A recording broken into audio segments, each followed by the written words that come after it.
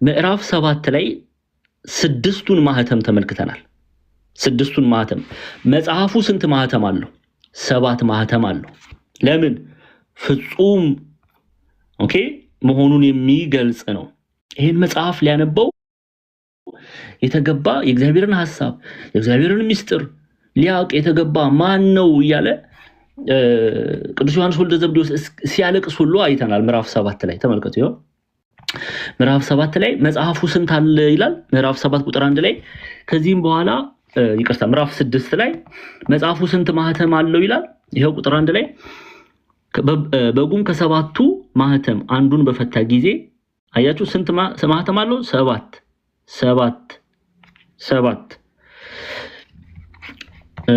ቁጥር 5 ላይ ምዕራፍ 5 ላይ ማየት እንችላለን። ይሄው ቃል በቃል በዙፋኑ ላይ በተቀመጠው በቀኝ እጁ ላይ በውስጥና በኋላ የተጻፈው በ7 ማህተም የተዘጋ መጽሐፍ አዩ ይላል። በስንት ማህተም?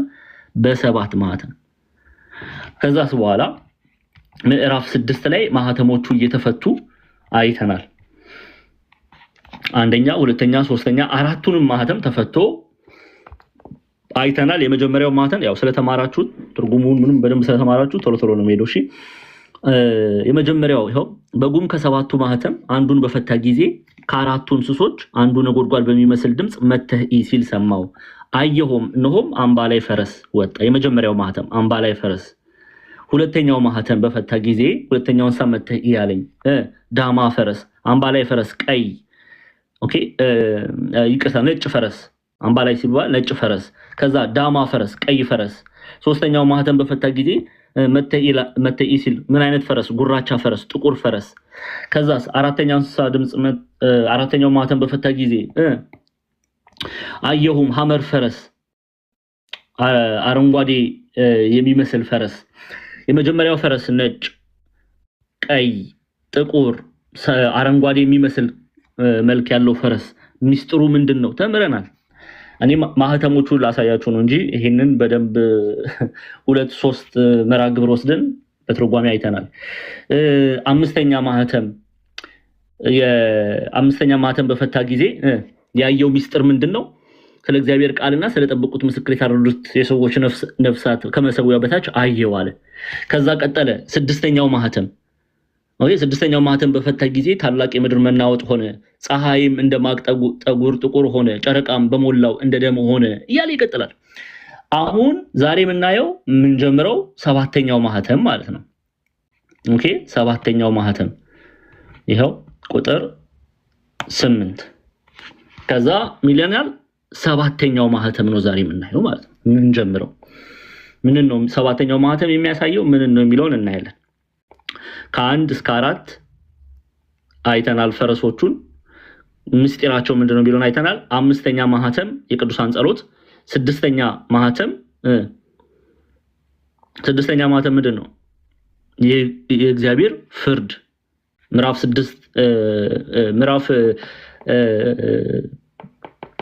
5 ፍጻሜና ምዕራፍ 6 7 ጨምሮ ማለት ነው። ስለ 6ኛው ማህተም ነው። ይሄው 6ኛው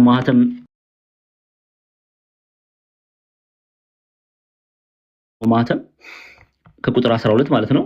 6ኛው ማህተም በፈታ ጊዜ አየው ታላቅ የምድር መናወጥ ሆነ፣ ፀሐይም እንደ ማቅ ጠጉር ጥቁር ሆነ፣ ጨረቃም በሞላው እንደ ደም ሆነ እያለ የዘመን ፍጻሜ መቃረቡን ያሳያል። ምዕራፍ 7ም ከዛ የቀጠለ ነው። ምዕራፍ 8 ላይ ግን 7ኛውን ማህተም እናገኛለን ማለት ነው። መጽሐፉ ስንት ማህተም አለው? 7 ማህተም። ፍጹምነቱን የሚያሳይ ነው። ይሄንን አይተናል። ዛሬ ምዕራፍ 8 ነው የምንቀጥለው። በምዕራፍ 8 ምንድነው የሚለውን በስፋት የምንማር ይሆናል ማለት ነው። ምዕራፍ 8 ቁጥር 1 ላይ በ7ኛው ማህተም በፈታ ጊዜ እኩል ሰዓት የሚያህል ዝምታ በሰማይ ሆነ ይላል። 7ኛውን የመጽሐፉን ማህተም በፈታ ጊዜ እኩል ሰዓት የሚያህል ዝምታ በሰማይ ሆነ። ምን ማለት ነው የሚለውን ሐሳብ እንዲህ ከዛ በፊት ማህተም ማለት ነው። በራእይ መጽሐፍ ላይ ማህተም የሚለውን ሐሳብ እንዴት እንመለከተዋለን?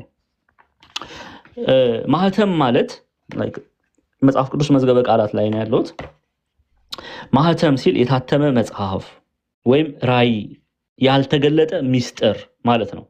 ማህተም ለምሳሌ ሰባተኛው ማህተም ሲል ያልታየ ያልተገለጠ ሚስጥር ተገለጠ፣ ያልታየ ራእይ ታየ ተብሎ ነው የሚተረጎመው። ለምሳሌ ሰባተኛውንም ማህተም በፈታ ጊዜ ሲል ያልታየ ያልታየ ሚስጥር ታየ፣ የተዘጋ ነገር ተከፈተ፣ ያልታየ ራእይ ያልተገለጠ ራእይ ሚስጥር ተገለጠ። አሁን ከዚህ በኋላ ሰባተኛው ማህተም ሲፈታ አዲስ ነገር ልናይ ነው ማለት ነው።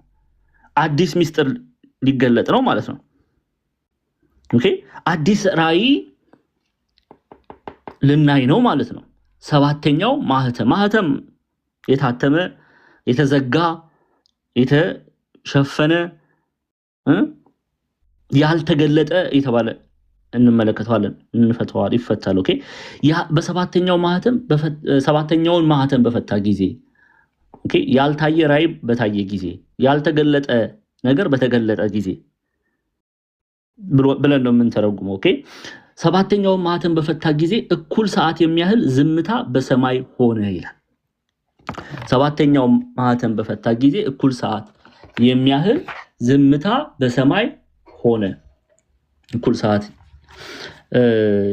ዝምታ ሆነ ይላል። እሺ አንድ ተርጓሚያችንን ሰባተኛውን ስራ በሰራ ጊዜ ሰባተኛውን ስራ በሰራ ጊዜ ይሉታል አባቶቻችን። አዲስ ነገር ሊገለጥ ነው። አሁን አዲስ ነገር ሊታይ ነው። ራእይ ሊገለጥ ነው። ያልተገለጠ ነገር ሊገለጥ ነው። ያላየነውን ነገር ልናይ ነው። በዛ አይነት ሐሳብ ውስጥ እንድታልፉልኝ ስለምፈልግ ነው። እሺ እንመለስ። አሁን ምን አለ? ሰባተኛው ማህተም በፈታ ጊዜ አዲስ ስራ ሊሰራ ነው። ስራ በሰራ ጊዜ፣ ያልተገለጠ በተገለጠ ጊዜ፣ ያልታየ በታየ ጊዜ እያለን ነው። እንቀጥላለን። እኩል ሰዓት የሚያህል ዝምታ በሰማይ ሆነ ይላል። እኩል ሰዓት እኩል ሰዓት የሚያህል ዝምታ በሰማይ ሆነ። ይሄ ዝምታ ምንን ያሳያል የሚለውን እናያለን። በነገራችን ላይ እኩል ሰዓት ሲል አሁን ብዙ ሰው 30 ደቂቃ አድርጎ ይወስዳል። አይደለም፣ እንደዛ አይተረጎምም። ቤተክርስቲያን እንዲህ አታስተምርም። 30 ደቂቃ ማለት አይደለም። እኩል ሰዓት የተባለ ምንድን ነው እናያለን። እኩል ሰዓት መባሉ ምንድን ነው የሚለውን እናያለን። ግን ይሄ በደቂቃ ምናምን አድርጋችሁ እንድታስቡ አልፈልግም። እኩል ሰዓት የሚያህል ዝምታ በሰማይ ሆነ ይላል። ዝምታው ምንን ያሳያል የሚለውን እናያለን። እሺ አንድ ሁለት የቤተክርስቲያን አባቶች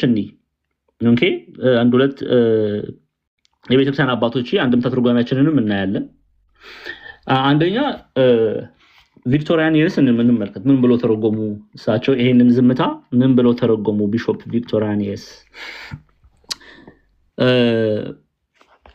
Bishop Victorianus think that this period of silence indicate the beginning of the eternal rest. But he broke the silence because he did not care about the temporal order of events. Okay, ምን እያሉን ነው? ቢሾፕ ቪክቶሪያኒየስ ምንድነው ይሄንን ዝምታ ይሄንን ጸጥታ ምን ብለው ነው የተረጎሙት? በነገራችን ላይ እሳቸውም ሆነ ኢትዮጵያ ሊቃውንት አንድ አይነት ሐሳብ ነው በዚህ ሐሳብ ላይ የሚሰጡት ማለት ነው። እናያለን። ይህ የዘላለም እረፍት ማሳያ ነው ይላሉ። የዘላለም እረፍት ማሳያ ነው። ከኔ ጋር ናችሁ? የዘላለም እረፍት ማሳያ እንትን ነገር መደጋግም ያው የሚጽፉ ልጆች ስላሉ ነው። እሺ ትምህርት ስለሆነ አዲስ የሆናችሁ እዚህ ቤት አንድ ነገር ደጋግሜ የምናገረው በጽሁፍ እየጻፉ የሚያስቀምጡ ልጆች አሉ። በመጽሐፍ የበረቱ አሉና ለነሱ ነው። ከዛ አኳያ እንድታዩት መደጋግምላቸው ድንገት እነሱ እየጻፉ ስለሆነ እነሱን እንትን ለማለት ነው። በዛ ታዘቡት። እሺ ይህ የዘላለም እረፍት ማሳያ ነው ይላል። ጸጥ ማለቱ የዘላለም እረፍት ማሳያ ነው። እሺ Bishop Victorianus thinks that this period of silence indicated the beginning of eternal rest. የዚህ ዘላለም እረፍት ማሳያ ጅማሬ ነው። ኦኬ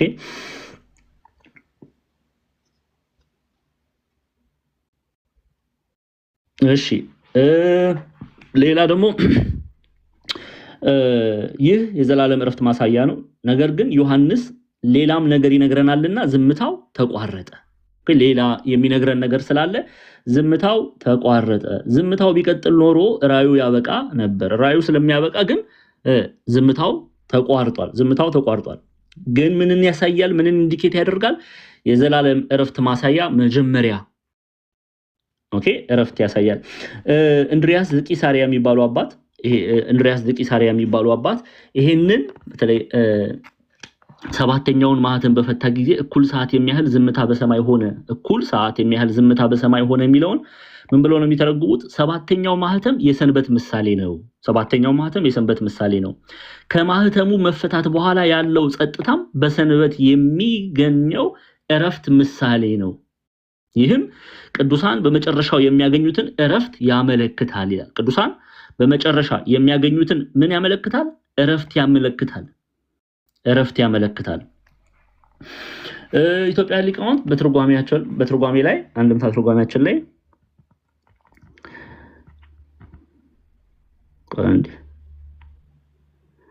እሺ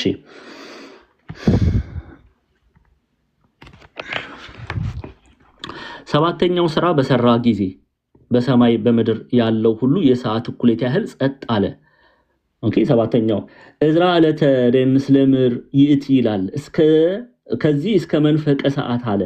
ኦኬ ከዚህ እስከ መንፈቀ ሰዓት አለ። እንደምን ነው ቢሉ ነገር እንደ እዝራ ነው። ከዚህ የሚጽፍ ነውና እንዲረዳው የሰዓት እኩሌታ ያህል ጸጥ አድርጎ ያሳየዋል ይላሉ። የሰዓት እኩሌታ እንዲረዳው የሰዓት እኩሌታ ያህል ጸጥ አድርጎ ያሳየዋል። ከዚህ እስከ መንፈቅ ሰዓት አለ። መንፈቅ ሰዓት ምን ማለት ነው የሚለውን እናያለን።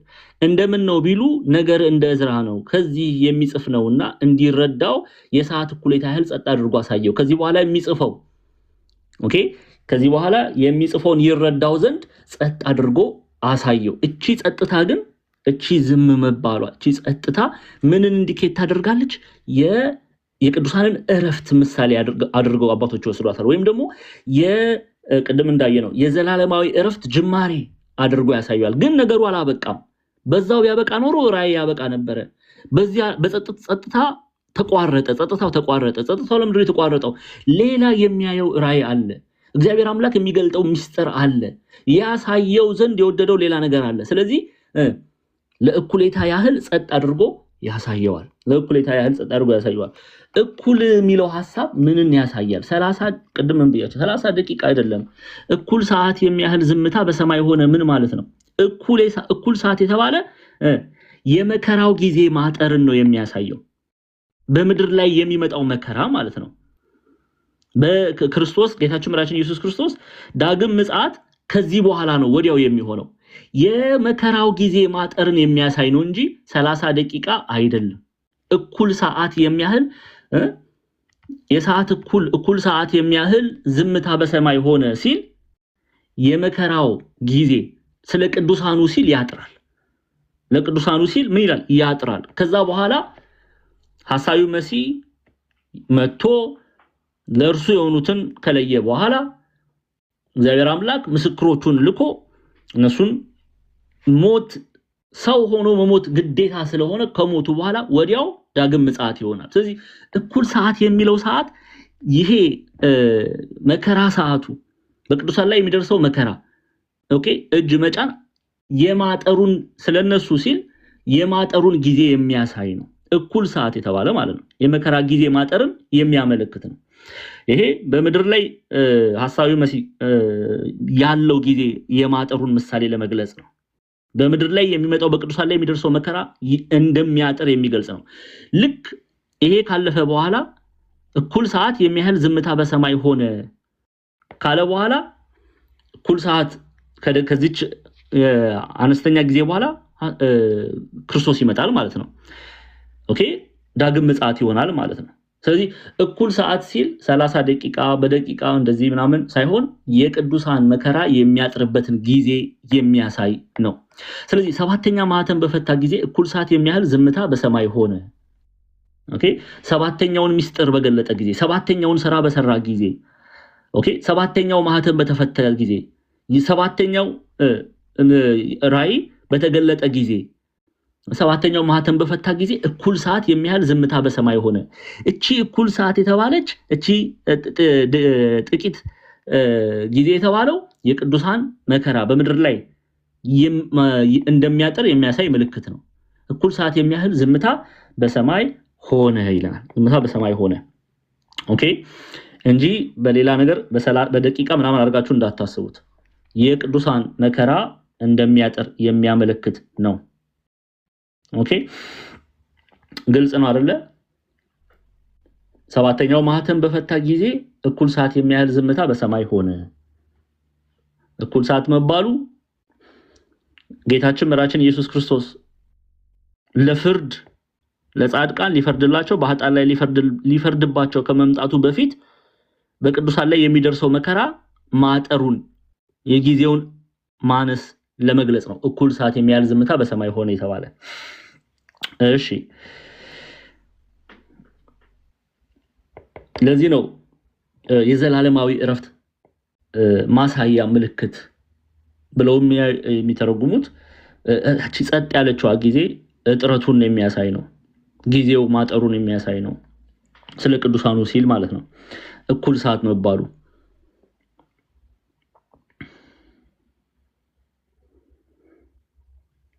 ኦኬ ልቀጥል።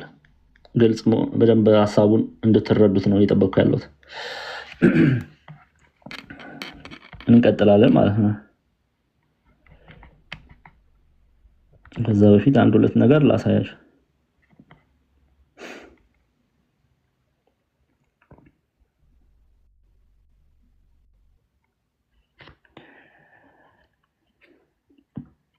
እሺ ግብፃውያን መተርጉማን ምንን እቺ አጭር ጥታው ምንን ያሳያል የሚለውን እንመለከት። እሺ ቀደም ምን ብለናል? there was silence in heaven ወይም ለተወሰነ ጊዜ ለአጭር ጊዜ የዝምታው ምንን ያሳያል ብለናል? የዘላለማዊ እረፍት ማሳያ አይደለ? So as a result of the amazement that struck the heavenly creatures at the glory that men obtained ይላል። ኦኬ ይሄ ዘላለማዊ እረፍት ማሳያ ጅማሬ ነው። ይሄ እግዚአብሔር አምላክ ለሰው ልጅ ያዘጋጀውን ክብር እግዚአብሔር አምላክ ያዘጋጀውን እረፍት ኦኬ ማሳያ ምልክት ነው ይላሉ ግብፃውያን መተርጉማን። ኦኬ እንድሪያስ ዘቂሳሪያም ሰባተኛው ማህተም የሰንበት ምሳሌ ነው። ከማህተሙ መፈታት በኋላ ያለው ጸጥታ በሰንበት የሚገኝ እረፍት ምሳሌ ነው። የእረፍት ምሳሌ አድርገው ያዩታል። ያቺ ጸጥታዋን ማለት ነው። ኢትዮጵያውያን ሊቃውንትም ይሄ በመጨረሻ ዘመን የቅዱሳን የሚያገኙት እረፍትን የሚያመለክት ነው ይላሉ። እኩል ሰዓት ግን መባሏ ጌታችን መራችን ኢየሱስ ክርስቶስ ከመምጣቱ በፊት በቅዱሳን ላይ የሚደርሰው ፈተና ማጠሩን የሚያሳይ ነው። ኦኬ ሰባተኛ ማህተም በፈታ ጊዜ እኩል ሰዓት የሚያህል ዝምታ በሰማይ ሆነ ይላል። ዝምታ በሰማይ ሆነ ደግሞ መባሉ እግዚአብሔር አምላክ ለሰው ልጅ ያዘጋጀውን እረፍት፣ ክብር፣ ሰላም የሚያሳይ ነው። ዘላለማዊ እረፍት ማሳያ ነው። አይ ቲንክ ግልጽ ነው። በደንብ ግልጽ ነው። ተረድታችኋል አይደል ክርስቲያኖች? ግልጽ ነው። እንቀጥል። ግልጽ ነው አይደለ? በደንብ ማንም ሰው እኩል ሰዓት መባሉ የቅዱሳን ላይ የሚደርሰው መከራ ማጠርን ያሳያል። ዝምታ በሰማይ ሆነ መባሉ እግዚአብሔር አምላክ ለሰው ልጅ ያዘጋጀውን እረፍት የሚገልጽ ነው። ዘላለማዊ እረፍት ማሳያ ነው። ኦኬ ኢትዮጵያውያን ሊቃውንት ደግሞ ከዚህ የሚጽፍ ነውና እንዲረዳው የሰዓት እኩሌታ ያህል ጸጥ አድርጎ ያሳየዋል። አንድም ደግሞ የሰላም የእረፍት የቅዱሳን እረፍት በመጨረሻ የሚያገኙት እረፍትን ያመለክታል ይላሉ። እሺ ቁጥር 2 አሁን ቁጥር 2 ላይ ነው የሚሄደው። በደንብ አድርጋችሁ እየሰማችሁ እሺ ቁጥር 2 እሺ ይሄው ምዕራፍ 8 ቁጥር 2 በእግዚአብሔርም ፊት የሚቆሙትን ሰባቱን መላእክት አየሁ አለ። በእግዚአብሔርም ፊት የሚቆሙትን ሰባቱን መላእክት አየሁ፣ ሰባትም መለከት ተሰጣቸው ይላል። አሁን ምን ማለት ነው? በእግዚአብሔር ፊት የሚቆሙትን ሰባቱን መላእክት አየሁ። ኦኬ፣ እነዚህ ሰባቱ መላእክት የተባሉ ሰባቱ ሊቃነ መላእክት ናቸው። ሰባቱ ሊቃነ መላእክት ናቸው። ኦኬ፣ አንድምታ ትርጓሜያችን የቤተክርስቲያናችን አንድምታ ትርጓሜ ሪኩን ቢያይ ሰባት ይቀውሙኑ ቢያይ ሰባቱ ይላል። ከዚህ በኋላ ሰባቱ መላእክትን በእግዚአብሔር ፊት ቁመው አየሁ አለ፣ ባለሟሎች ሆነዋል ይላል። ባለሟሎች ሆነዋል። ባለሟል ማለት ወዳጅ ማለት ነው። አንዴ ጠብቁኝ ላሳያችሁ። ባለሟል ምን ማለት ነው? ባለሟሎችን አየሁ ሲል የእግዚአብሔር ወዳጆች የሆኑ ቅዱሳን መላእክትን አየሁ እያለ ነው። ኦኬ፣ በዚህ አጋጣሚ ባለሟል ምንድነው የሚለውን አዲስ የአማርኛ መዝገበ ቃላት ከደስታ ተክለ ወልድ ባለሟል ምን ብለው ነው የሚፈቱት እንመልከት። ኦኬ፣ አንዴ ጠብቁኝ። እሺ፣ ባለሟል ማለት ምን ማለት ነው የሚለውን እናያለን ማለት ነው። ባለሟልነት ባለሟል ሲባል ምናልባት ቃሉን ማወቅ አንዳንድ ሰው ግራ እንዳትጋቡ ነው ይሄን ማድረገው። ኦኬ፣ ለምሳሌ ባለሟል ሲል ውድ ወዳጅ፣ ታማኝ፣ ከንጉስና ከመኳንንት ጋር የሚውል። ኦኬ፣ ባለሟልነት ወዳጅነት፣ ታማኝነት። ኦኬ፣ ስለዚህ ባለሟልነት ወይም ባለሟል ሲል ውድ ወዳጅ፣ ታማኝ፣ ከንጉስና ከመኳንንት ጋር የሚውል። ባለሟልነት ስንል ወይም ሊቃውንቱ ባለሟልነት ሲሉ ወዳጅ፣ ታማኝነት እያለን ነው የምናየው። እሺ፣ ስለዚህ ሰባቱ ሊቃነ መላእክት ባለሟል ናቸው ስንል የማን ወዳጅ ናቸው እያለን ነው? የእግዚአብሔር ወዳጅ ናቸው። የእግዚአብሔር ወዳጅ ናቸው። ለዚህ ነው ለዚህ ለሰባቱ መላእክት ከዚህ በኋላ ሰባት መላእክት በእግዚአብሔር ፊት ቁመው አየሁ አለ፣ ባለሟሎች ሆነዋል። ባለሟሎች ሆነዋል ሲባል ምን ማለት ነው? ባለሟል ወዳጅ ሆነው ኦኬ፣ ታማኝነታቸውን ወዳጅነታቸውን ሲገልጹ ነው ባለሟሎች ሆነዋል የሚሉት አባቶቻችን። እና ባለሟሎች ሆነው ከሰባቱ መላእክት ጋር ግን ምን አለ? አሁን ተመልከቱ። በእግዚአብሔር ፊት የሚቆሙትን ሰባቱን መላእክት አየሁ። ሰባቱ ሊቃነ መላእክት ናቸው፣ እናያቸዋለን ቃል በቃል። በተለይ እያንዳንዳቸው የተሰጣቸውን መለከት እያንዳንዳቸው የሚነፉት መለከት አለ። ያንን የምናየው ይሆናል በተለይ ምዕራፍ 6 7 8 ስንደርስ ማለት ነው። ስለዚህ በእግዚአብሔር ፊት የሚቆሙት ሰባቱን መላእክት አየሁ።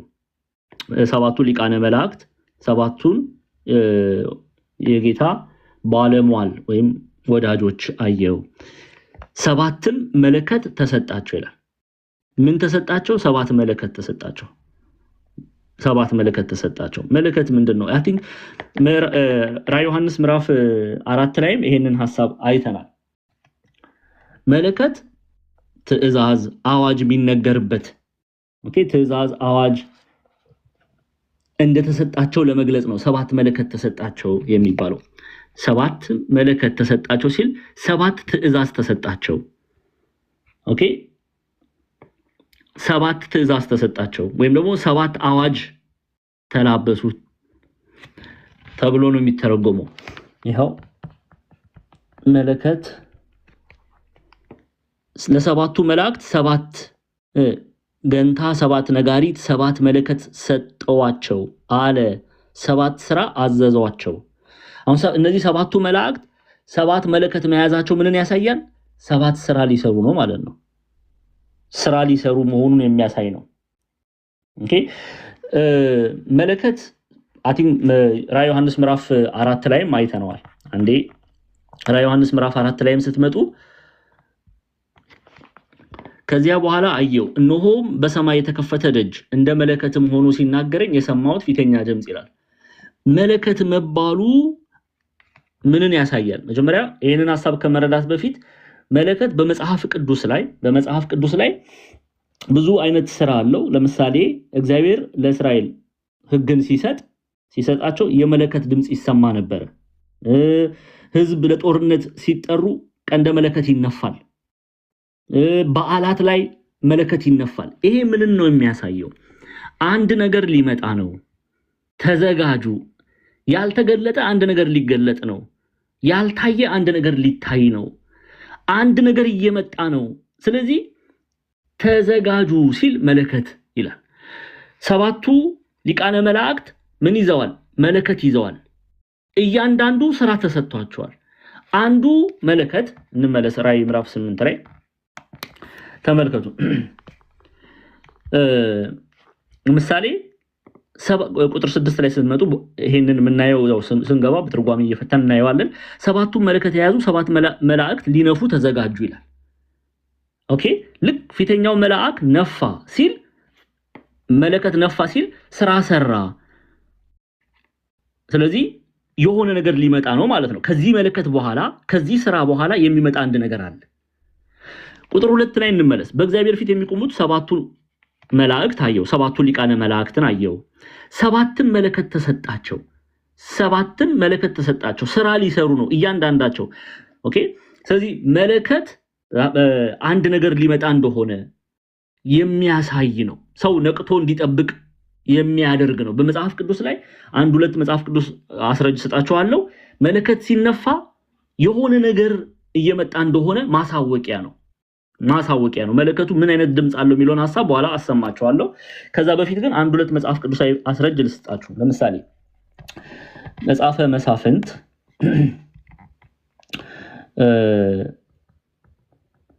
ተከፍቶልኛላችሁ ከቁጥር ጠብቁኝ አንዴ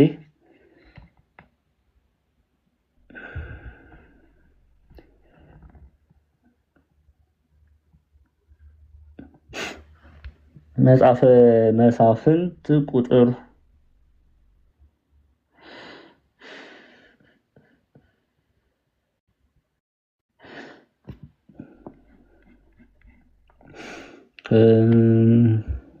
ከዛ በፊት ቆይ አንዴ መጽሐፈ መሳፍንትን ሳይሆን እንመለሳለን። ዘጸአት 19 ክፈቱልኝ። ዘጸአት 19 አዎ፣ እሺ ዘጸአት 19 ከቁጥር 16 ያው ዘጸአት 19:16 እሺ እንዲህም ሆነ በሶስተኛው ቀን በማለዳ ጊዜ ነጎድጓድ፣ መብረቅ፣ ከባድም ደመና እጅግም የበረታ የቀንደ መለከት ድምጽ በተራራ ላይ ሆነ። በሰፈሩም የነበሩ ሕዝቦች ሁሉ ተንቀጠቀጡ ይላል። የምን የቀንደ መለከት ድምጽ? የቀንደ መለከት ድምጽ በተራራው ላይ ሆነ። በሰፈሩም የነበሩት ሕዝብ ሁሉ ተንቀጠቀጡ። ሙሴም ሕዝቡን ከእግዚአብሔር ጋር ለማገናኘት ከሰፈር አወጣቸው፣ ከተራራም ግርጌ ቆሙ። ኦኬ። እግዚአብሔርም በእሳት ስለወረደበት የሲና ተራራ ሁሉ የጢስ ነበረ። ከእርሱም እንደ እቶን ጢስ ያለ ጢስ ይወጣ ነበር። ተራራውም ሁሉ እጅግ ይናወጥ ነበረ። እንደ የቀንደ መለከቱም ድምጽ እጅግ በበረታና በጸና ጊዜ ሙሴ ተናገረ፣ እግዚአብሔርም በድምጽ መለሰለት። ስለዚህ ይሄ ድምጽ መሰማቱ አንድ ነገር ሊሆን ነው ማለት ነው። የሆነ ሚስጥር ሊገለጥ ነው ማለት ነው። ሕግ ሊቀበሉ ነው ማለት ነው። ትእዛዝ ሊቀበሉ ነው ማለት ነው። ኦኬ። ስለዚህ የመለከት ድምጽ ሲነፋ የሆነ ስራ የሆነ ነገር ያልተገለጠ ሊገለጥ መሆኑን እንድታውቁ ፈልጋለሁ። ከራእይ ጋር ተያያዥነት ስላለው ነው። ሌላ አንድ የመጽሐፍ ቅዱስ እናያለን። አንዴ ኦሪት ዘሌዋውያን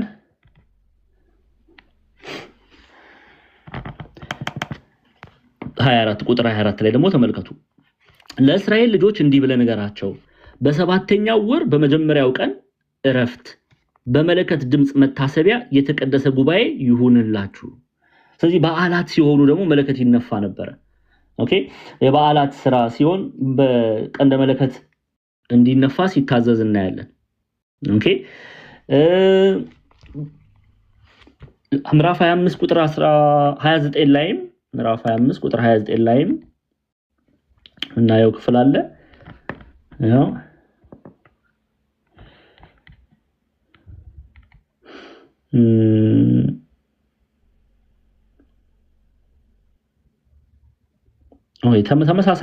ተመሳሳይ ያለ ሐሳብ ነው። ወደ ሐዲስ ኪዳን ደግሞ ልውሰዳችሁ። አንዴ ቅዱስ ጳውሎስ የበዓላቱን አይተናል። አንዴ ተሰሎንቄ አንደኛ ተሰሎንቄ ምዕራፍ 4 ቁጥር 16 ከቁጥር 13 ጀምሬ ላንብብላችሁ። እሺ ቁጥር 13 ላይ ነገር ግን ወንድሞች ሆይ ተስፋ እንደሌላቸው እንደሌሎች ደግሞ እንዳታዝኑ አንቀላፍተው ስላሉት ታውቁ ዘንድ እንወዳለን። ኢየሱስ እንደሞተና እንደተነሳ ካመንን እንዲሁም በኢየሱስ ያንቀላፉት በእግዚአብሔር ከእርሱ ጋር ያመጣቸዋልና በጌታ ቃል የምንላችሁ ይሄ ነው። እኛ ሕያዋን ሆነን ጌታ እስኪመጣ ድረስ የምንቀር ያንቀላፉትን አንቀድምም ጋለ በኋላ ተመልከቱ ቁጥር 16 ላይ ጌታ ራሱ በትእዛዝ በመላእክትም አለቃ ድምጽ ከዛስ በእግዚአብሔርም መለከት ከሰማይ ይወርዳልና። መለከቱ ምንድነው? የእግዚአብሔርን መምጣት የሚያሳይ ነው። አንድ ነገር ሊሆን ነው። እግዚአብሔር አምላክ ሊመጣ ነው። ኦኬ ተነሱ ተዘጋጁ እያለ ነው። በእግዚአብሔርም መለከት ከሰማይ ይወርዳልና በክርስቶስም የሞቱት አስቀድመው ይነሳሉ። ስለዚህ መለከቱ ምንን ያሳያል? መለከቱ ስራ መሰራትን ያሳያል።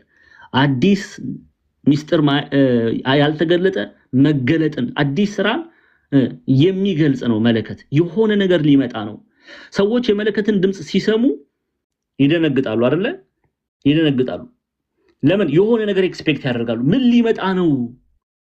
ኦኬ ምን ሊመጣ ነው የሚለውን ያስባሉ። ስለዚህ መለከት መባሉ አዲስ ስራ ሊሰራ መሆኑን የሚገልጽ ነው። ኦኬ የሚገልጽ ነው። እነዚህ ሰባቱ ሊቃነ መላእክት የያዙት መለከት አንዱ መለከት ከተነፋ በኋላ ተያይዞ የሚመጣ ስራ አለ፣ የሚገለጥ መገለጥ አለ፣ የሚታይ እይታ አለ፣ የእግዚአብሔር ስራ ይገለጣል። ስለዚህ መለከት መያዛቸው ስራ ሊሰሩ መሆኑን የሚያሳይ ነው። ኦኬ ድምጹን ላሰማችሁ። ለምሳሌ መለከት ድምጹን ላሰማችሁ። አድምጡት። ቆይ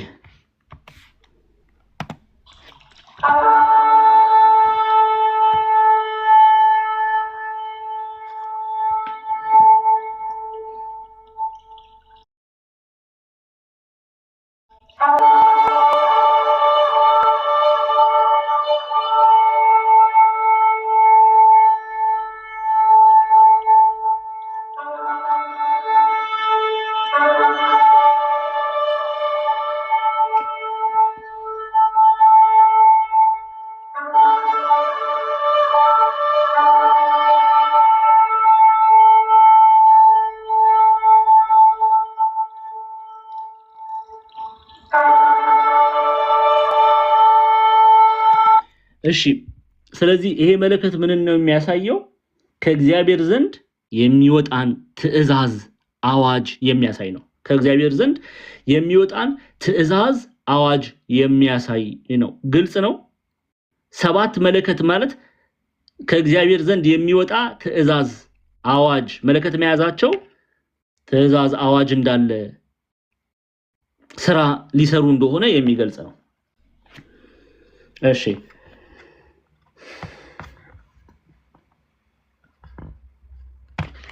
ለዛ ነው አባቶቻችን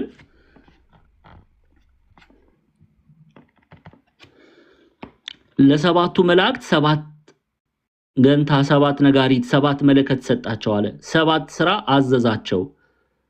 ኦኬ ሰባት ስራ አዘዛቸው። ከእግዚአብሔር ዘንድ የወጣ ትእዛዝ እንዳለ ለመግለጽ ነው። ሰባት የተባሉት ሰባቱ ሊቃነ መላእክት ናቸው። ሰባቱ ሊቃነ መላእክት ናቸው። ስለዚህ የእግዚአብሔር ባለሟል የተባሉት ሰባቱ ሊቃነ መላእክት ከእግዚአብሔር ዘንድ የተቀበሉት ስራ እንዳለ ለመግለጽ ነው። ስራ እንዳለ ለመግለጽ ነው። እሺ እንመለስ ወደ ራዕየ ዮሐንስ።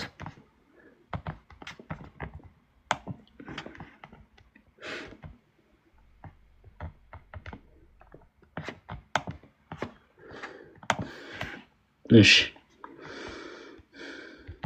ቁጥር 3 ላይ ነው ያሉት። ሌላም መልአክ መጣና የወርቅ ጥና ይዞ በመሰዊያው አጠገብ ቆመ። ሌላም መልአክ መጣና የወርቅ ጥና ይዞ በመሰዊያው አጠገብ ቆመ። በዙፋኑን ፊት ባለው በወርቅ መሰዊያ ላይ ለቅዱሳኑ ሁሉ ጸሎት እንዲጨምረው ብዙ ዕጣን ተሰጠው ይላል። እሺ አሁን ሌላ መልአክ መጣና የወርቅ ጥና ይዞ በመሰዊያው አጠገብ ቆመ ይላል። ኦኬ ቤተክርስቲያን መሰዊያ የሚለውን ታቦት በቤተክርስቲያን ስርዓት ላይ የጌታችን ስጋና ደም ኦኬ የሚፈተተው በምኑ ላይ ነው? በታቦቱ ላይ ነው። ካህናት በታቦቱ ላይ ነው። ኦኬ መሰዊያ የሚለውን አባቶቻችን ታቦት ብሎ ሲጠሩት እናያለን። በተለይ በዘመነ ሐዲስ የታቦት አገልግሎት እናይበታለን። ሌላም መልአክ ከወደ ምስራቅ መጥቶ በታቦቱ ፊት ቆመ። መሰዊያውን ነው ታቦት የሚለው ኦኬ የወርቅ ጽና ይዟል። በቄስ አምሳል ያየዋል። በመንበሩ ላይ ባለ በታቦቱ ፊት ለቅዱሳን ጸሎት አምሳል መርገፍ የሚሆን ብዙ ዕጣን ያሳርግ ዘንድ አፍሰው ሰጡት ይላል። ምን እያለን ነው? ኦኬ ቅዱሳን ሰማያውያን መላእክት በካህናት ይመሰላሉ። ኦኬ በካህናት ይመሰላሉ። ብዙ ዕጣን ተሰጠው መባሉ የብዙ ቅዱሳን ጸሎት ምሳሌ ነው። ብዙ ዕጣን የሚለው የቅዱሳንን ብዛት የሚያመለክት ነው። ኦኬ የቅዱሳንን ጸሎት የሚያመለክት ነው። የቅዱሳኑን ብዛት የሚያመለክት ነው።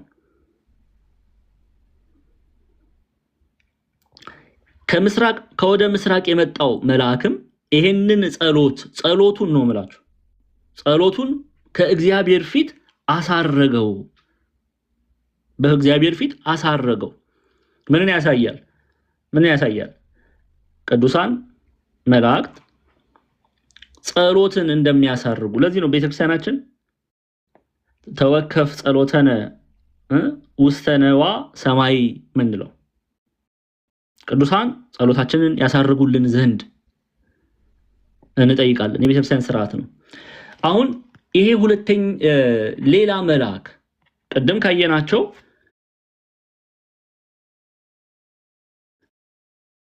ፊት ባለው በወርቅ መሰዊያ ላይ ለቅዱሳን ሁሉ ጸሎት እንዲጨምር ብዙ ዕጣን ተሰጠው ይላል።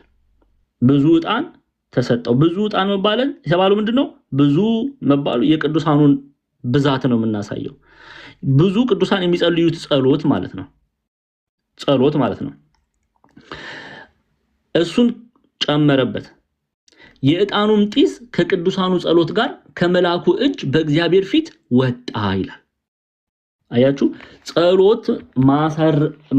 ጸሎቱን የቅዱሳንን ጸሎት ማሳረግን የሚያሳይ ነው። የቅዱሳን ጸሎትን ማሳረግ የሚያሳይ ነው። ይሄን ሐሳብ ከማየታችን በፊት ቅዱሳን የጸለዩትን ጸሎት እንመልከት። በባለፉት ምዕራፍ ላይ አይ ቲንክ አይተናል፣ ግን ደግመን እንይ። ቅዱሳን የምዕራፍ 6 ላይ ማለት ነው የጸለዩት ጸሎት አለ። አምስተኛው ማህተም ትዝ ይላችኋል። አምስተኛው ማህተም በፈታ ጊዜ ስለ እግዚአብሔር ቃልና ስለ ጠበቁት ምስክር የታረዱት የሰዎች ነፍሳት ከመሰዊያው በታች አየው። በታላቅ ድምጽም እየጮሁ ቅዱስና እውነተኛ ጌታ ሆይ እስከ መቼ ድረስ አትፈርድም? ደማችንስ በምድር በሚኖሩት ላይ እስከ መቼ አትበቀልም አሉ ይላል። ይሄን እንዴት ነው የምናገኘው? ራእይ 6:10 ይቅርታ፣ ራእይ 6:10 ኦኬ። አሁን የነሱ ጸሎት መልስ ሊያገኝ ነው ማለት ነው። መልሳቸው ትንሽ ጊዜ ተጠብቆ አልተባለም? ይሄው ቁጥር 11 ላይ ለእያንዳንዳቸው ነጭ ልብስ ተሰጣቸው፣ እንደነርሱም ደግሞ ይገደሉ ዘንድ ያላቸው የባሪያዎች ባልንጀሮቻቸውና የወንድሞቻቸው ቁጥር እስኪፈጸም ድረስ ገና ጥቂት ዘመን እንዲያርፉ ተባለላቸው። አሁን ጸሎታቸው መልስ ሊያገኝ ነው። ቁጥር 8 ላይ እንመለስ። እሺ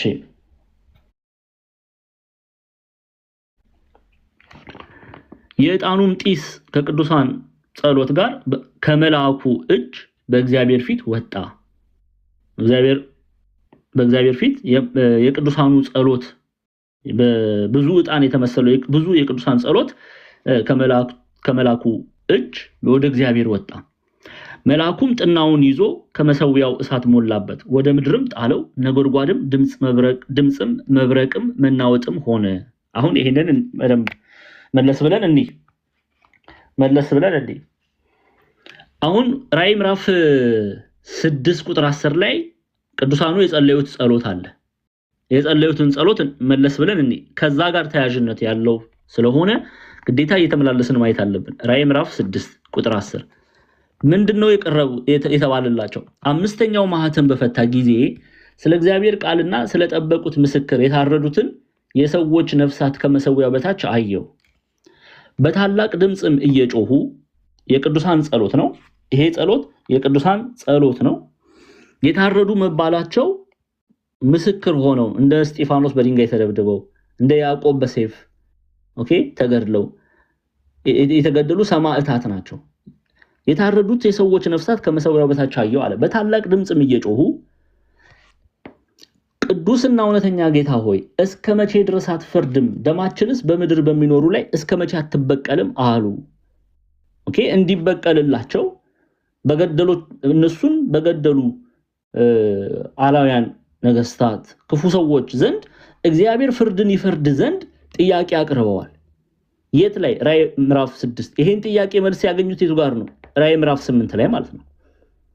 ግን ለእያንዳንዳቸውም ነጭ ልብስ ተሰጣቸው፣ እንደ እነርሱም ደግሞ ይገደሉ ዘንድ ያላቸው የባሪያዎች ባልንጀሮቻቸውና የወንድሞቻቸው ቁጥር እስኪፈጸም ድረስ ገና ጥቂት ዘመን እንዲያርፉ ተባለላቸው። ይሄን ተምረናልኛ ራዕይ ዮሐንስ ምዕራፍ 6ን ባየንበት ሰዓት ላይ በስፋት ተምረናል። ዝም ብዬ ነው ቶሎ ንባቡን ማነበላችሁ ስለተማራችሁት። ግን ምን ተብሏል? ጥቂት ዘመን እንዲያርፉ ተባለላቸው ተብሏል። አሁን ጸሎታቸው መልስ አገኘ። ራዕይ ምዕራፍ 8 ላይ ተመልከቱ። ራዕይ ምዕራፍ 8 ላይ የዕጣኑም ጢስ ከቅዱሳኑ ጸሎት ጋር ከመልአኩ እጅ በእግዚአብሔር ፊት ወጣ። መልአኩም ጥናውን ይዞ የመሰዊያውን እሳት ሞላበት፣ ወደ ምድርም ጣለው። ነጎድጓድ ድምጽም መብረቅም መናወጥም ሆነ ይለናል። ይሄ የእግዚአብሔርን ፍርድ ነው የሚያሳየው። የእግዚአብሔርን መልስ ነው የሚያሳየው። የእግዚአብሔርን ፍርድ የእግዚአብሔርን መልስ ነው የምናየው።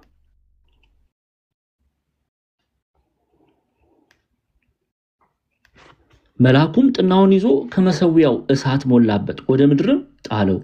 ነጎድጓድ ድምጽም መብረቅም መናወጥ ሆነ። ነጎድጓድ ድምጽ መብረቅ መናወጥ ሆነ። ይሄ ምንን ያሳያል የሚለውን በራዕይ ዮሐንስ ምዕራፍ 4 ላይም አይተናል። መለስ ብለን እናየዋለን። ራዕይ ዮሐንስ ምዕራፍ 4 ላይ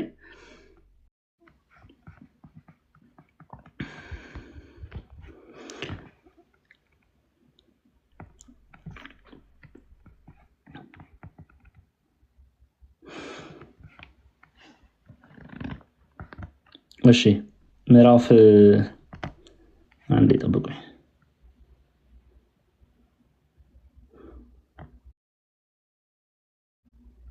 የምድር መናወጥ ሆነ የሚለውን ሐሳብ አንዴ ደግመን እናያለን።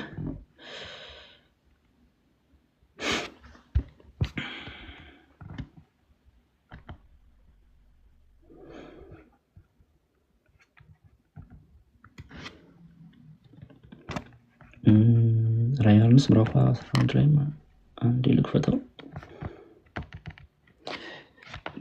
መጽሐፍ ቅዱሳችሁ ላይ መብረቅ፣ ድምጽ፣ ነጎድጓድ የምድር መናወጥ ሆነ ሲል የእግዚአብሔርን ፍርድ ነው የሚያሳየው። የእግዚአብሔርን ፍርድ ነው የሚያሳየው።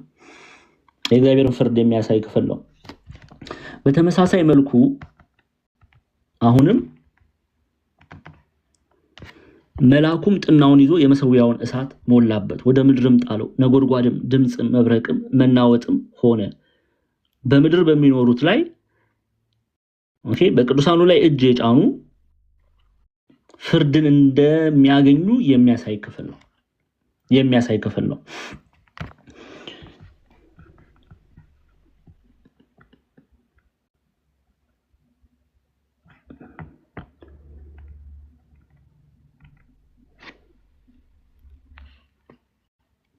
ይኸው አንዴ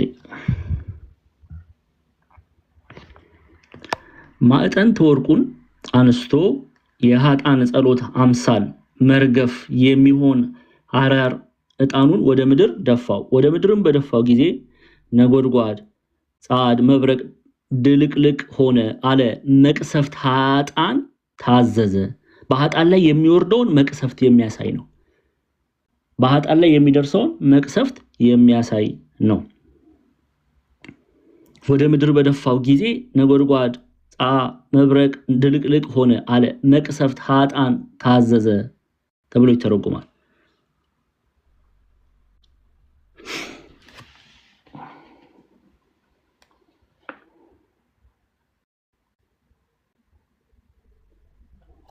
ስለዚህ አሁንም ወደ ራዕይ ምዕራፍ 6 እንመለስ። ይሄ ጸሎት መልስ አገኘ ማለት ነው። ይሄ ጸሎት ምዕራፍ 6 አምስተኛው ማህተም ይሄ ጸሎት በታላቅ ድምጽ እየጮሁ ቅዱስና እውነተኛ ጌታ ሆይ እስከ መቼ ድረስ አትፈርድም? ደማችንስ በምድር በሚኖሩ ላይ እስከ መቼ አትበቀልም አሉ። ይሄ መልስ ለእያንዳንዳቸው ነጭ ልብስ ተሰጣቸው። ድል ማድረጋቸውን ለመግለጽ ነው ነጭ ልብስ ተሰጣቸው የተባለው። ከዛስ በኋላ ግን እንደነርሱ ደግሞ ይገደሉ ዘንድ ያላቸው የባሪያዎች ባልንጀሮቻቸውና የወንድሞች ቁጥር እስኪፈጸም ድረስ ገና ጥቂት ዘመን እንዲያልፉ ተባለላቸው። አሁን ምዕራፍ 8 ላይ ግን ስትመጡ የዕጣኑም ጢስ ከቅዱሳኑ ጸሎት ጋር ከመላኩ እጅ በእግዚአብሔር ፊት ወጣ። መልአኩም ጥናውን ይዞ የመሰዊያውን እሳት ሞላበት፣ ወደ ምድርም ጣለው። ነጎድጓድ ድምፅ፣ መብረቅ፣ መናወጥም ሆነ። መልስ ተሰጠላቸው። እነርሱ ላይ እጅ የጫኑ ተፈረደባቸው። የእግዚአብሔርን ቅጣት መቀበላቸውን የሚያሳይ ነው።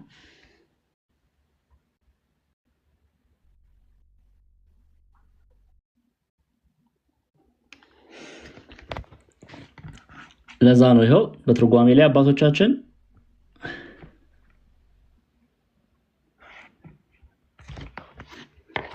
ማዕጠንተ ወርቁን አንስቶ የኃጥአን ጸሎት አምሳል መርገፍ የሚሆን አራር ዕጣኑን ወደ ምድር ደፋው። ወደ ምድር በደፋው ጊዜ ነጎድጓድ፣ መብረቅ፣ ድልቅልቅ ሆነ አለ። መቅሰፍት ኃጥአን ታዘዘ። በኃጥአን ላይ የእግዚአብሔር ቅጣት ታዘዘ። ስለዚህ ራዕይ ምዕራፍ 6 ላይ በታላቅ ድምጽ የቅዱሳን ጸሎት መልስ አገኘ ማለት ነው።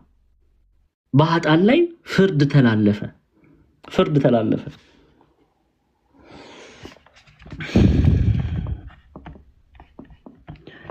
ግልጽ ነው አይደለ?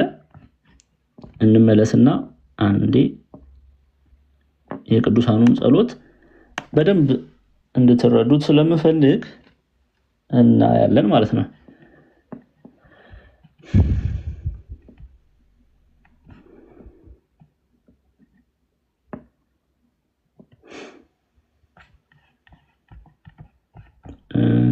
ራዕይ 6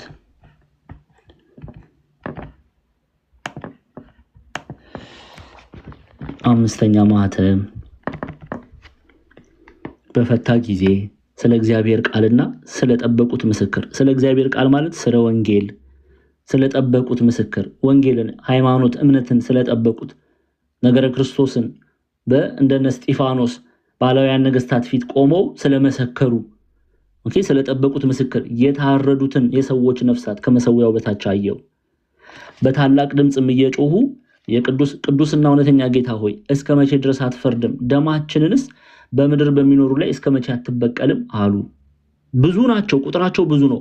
ለዛ ነው ራዕይ ዮሐንስን እና አንድ ላይ አድርጌ ልክፈትላችሁ በደንብ እንድታዩት። የቅዱሳኑ ብዙ ናቸው። ለዛ ነው ብዙ ዕጣን ተሰጠ የተባለ። ይኸው በዙፋኑ ፊት ባለው በወርቅ መሰዊያ ላይ ለቅዱሳን ሁሉ ጸሎት እንዲጨምረው ብዙ ዕጣን ተሰጠው። ብዙ ዕጣን የተባሉት ብዙ ቅዱሳን ጸሎት ነው። ብዙ ዕጣን ተሰጠው ለዚህ መልአኩም የዕጣኑን ጢስ ከቅዱሳኑ ጸሎት ጋር ከመልአኩ እጅ በእግዚአብሔር ፊት ወጣ ይላል። እግዚአብሔር ጸሎታቸውን ተቀበለ። ከዛስ መልአኩም ጥናውን ይዞ የመሰዊያውን እሳት ሞላበት፣ ወደ ምድርም ጣለው። ከእግዚአብሔር መልስን ተቀብሎ ወደ ምድርም ጣለው ሲል ፍርድን አስተላለፈ። ነጎድጓድ ድምጽ መብረቅም መናወጥም ሆነ ይላል። ይሄው ለዛ ነው ነጎድጓድ ጻ መብረቅ ድልቅልቅ ሆነ አለ። መቅሰፍተ ኃጣን ታዘዘ። ኦኬ የቅዱሳኑ ጸሎት መልስ አገኘ። ጸሎታቸው ምንድን ነበረ? በታላቅ ድምጽ እየጮሁ ቅዱስና እውነተኛ ጌታ ሆይ እስከ መቼ ድረስ አትፈርድም? ደማችንስ በምድር በሚኖሩ ላይ እስከ መቼ አትበቀልም አሉ። ለእያንዳንዳቸውም ነጭ ልብስ ተሰጣቸው። እንደነርሱም ደግሞ ይገደሉ ዘንድ ያላቸው የባልንጀሮቻቸው የወንድሞቻቸው ቁጥር እስኪፈጸም ድረስ ገና ጥቂት ዘመን እንዲያርፉ ተባለላቸው። ስድስተኛ ማህተም ተፈጸመ። በሰባተኛው ማህተም የቅዱሳኑ ጸሎት መልስ አገኘ ማለት ነው።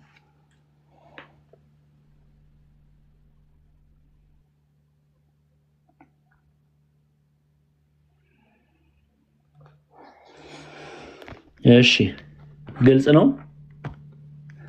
ስለዚህ መልአኩም ጥናውን ይዞ የመሰዊያውን እሳት ሞላበት፣ ወደ ምድርም ጣለው። ነጎድጓድ ድምጽ መብረቅ መናወጥ ሆነ ሲል የቅዱሳኑ ጸሎት መልስ አገኘ።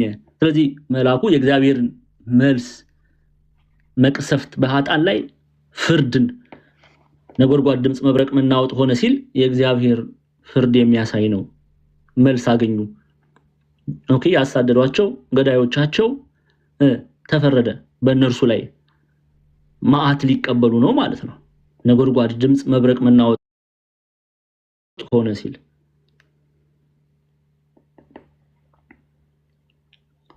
ግልጽ ነው አይደለ?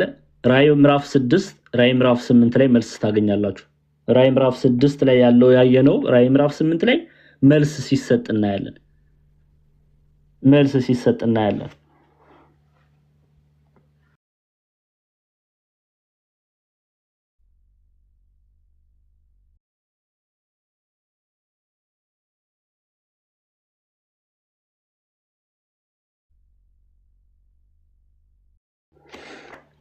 እሺ አንዴ መለስ አድርገን እንየው። አሁን ቁጥር 3 እና 4 ማለት ነው። ሌላ የምናየው ምንድነው? ሰማያውያን መልአክና ምድራውያን መልአክ ህብረት እናያለን። የቤተ ክርስቲያንን መልክ እናያለን። በነገራችን ላይ የቤተ ክርስቲያንን መልክ እናያለን። ኦኬ አንደኛ ቅዱሳን መላእክት ከምድራውያን መልአክ ጋር ቅዱሳን ጋር ህብረት እንዳላቸው ቤተክርስቲያን ህብረት እንዳላቸው እናያለን። ጸሎትን እንደሚያሳርጉ የምናይበት ክፍል ነው። ጸሎትን እንደሚያሳርጉ የምናይበት ክፍል ነው። ስለዚህ መልአኩም ጥናውን ይዞ የመሰዊያውን እሳት ሞላበት፣ ወደ ምድርም ጣለው። ለምንድን ነው ወደ ምድር ጣለው የተባለው? የሚያሳድዷቸው ጠላቶቻቸው በምድር ናቸውና በምድር ላይ ያሉ እነዚህን ቅዱሳን ያረዱ እነዚህን ሰማዕታት የገደሉ የት ነው መኖሪያቸው? ምድር። ስለዚህ ፍርዱ የተላለፈው በምድር ላይ ባሉ ክፉ ሰዎች ላይ ነው። ቅዱሳንን በገደሉ በኃጣን ላይ ነው። ስለዚህ ወደ ምድር ጣለው ተባለ። ነጎድጓድ ድምጽ መብረቅ መናወጥ ለምን ሆነ? ምን ያህል ፍርዱ የእግዚአብሔር ፍርድ ምን ያህል ኃያል እንደሆነ የሚያስፈራ እንደሆነ ቃሉን ባልሰሙት ላይ የእግዚአብሔር ፍርድ በምን ያህል ኃይል እንደሚገለጥ ለመግለጥ ነው ነጎድጓድ ድምጽ መብረቅ መናወጥም ሆነ የተባለው። ፍርዱን ያሳያል። ምዕራፍ 8 በአውዱ ስንፈታው ማለት ነው። በአውድ ስንፈታው ራዕይ ምዕራፍ 8 ላይ ማለት ነው። እሺ ቁጥር 6 ሰባቱንም መለከት የያዙ ሰባቱ መላእክት ሊነፉ ተዘጋጁ ይላል። አሁን ፍርድ ሊተላለፍ ነው። ፍርድ ነው የምናየው ከዚህ በኋላ።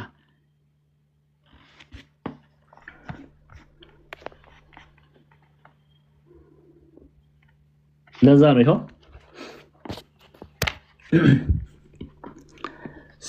ሰባት ገንታ፣ ሰባት ነጋሪት፣ ሰባት መለከት የያዙ ሰባቱ መላእክት ኦኬ፣ ሰባቱ መላእክት ኪያሆሙ ሲል ነው ማለትም ሰባቱን ገንታ፣ ሰባቱን ነጋሪት፣ ሰባቱን መለከት ይመቱ ዘንድ ተዘጋጁ። ምን ማለት ነው? ስራ ሊሰሩ ተዘጋጁ። በማን ላይ? በሰዎች ላይ ይመቱ ዘንድ ተዘጋጁ። በሰዎች ላይ ስራን ይሰሩ ዘንድ ተዘጋጁ። የእግዚአብሔርን ፍርድ ሊያስተላልፉ ተዘጋጁ። እነዚህ ሰዎች እነማን ናቸው? እነዚህ ሰዎች እነማን ናቸው? በጻድቃን ላይ እጅ የዘረጉ፣ ቅዱሳንን ያረዱ፣ የገደሉ፣ ሕገ እግዚአብሔርን ያልተቀበሉ፣ የእግዚአብሔርን ሕግ ያላከበሩ፣ በእነርሱ ላይ ስራ ሊሰሩ ተዘጋጁ። በእነርሱ ላይ ስራ ሊሰሩ ተዘጋጁ። ይሄው እንመለስ ወደ ራዕይ 8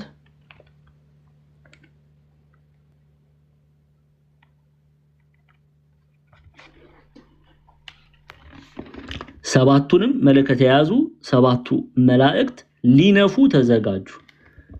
ምንድነው የሚነፉት? መለከትን ኦኬ። ስለዚህ ከእግዚአብሔር የወጣን ትእዛዝ ሊያስተላልፉ ስራን ሊያስፈጽሙ ተዘጋጁ። ሰባቱ ሊቃነ መላእክት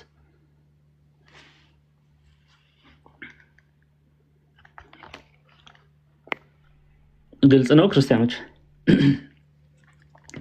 ከቁጥር 7 እስከ 13 ያለው ይሄንን ነው የምናየው። እያንዳንዱን መለከት ከተነፋ በኋላ በምድር ላይ የመጣውን መቅሰፍት ነው የምናየው። መቅሰፍቶቹን ነው የምናየው። አሁን ዛሬ የምናየው ከቁጥር 1 እስከ 6 ያለውን ነው።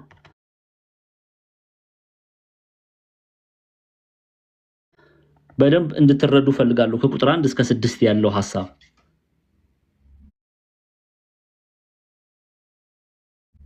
ሰባት መለስ ብለን እያንዳንዱን አሁን ዛሬ በተማሩ ነው ማለት ነው።